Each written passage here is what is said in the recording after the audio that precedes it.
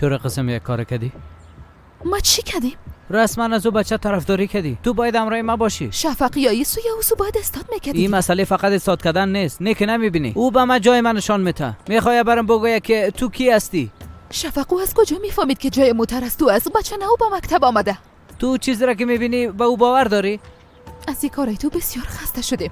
بس است. بس از چی بس است دیگه؟ شفق سر کلگی قار هستی. همیشه به خاطر جنگ کردن با کلگی بهانه میپالی. این بهانه نیست. او بچه در جای من استاد کرد. ما چیغ نزن. من چیغ نمیزنم.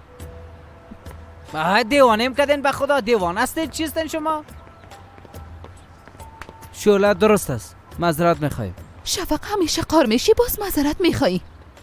این قسم نمیشه. من ادامه دادن نه که نمیتونم. تو نمیفهمی شعله. او بچه ای کارا را به ضد میکنه. نمیفهمم. هر وقت مقابل کلگی قار میشی نمیفهمم چرا این کارو میکنی.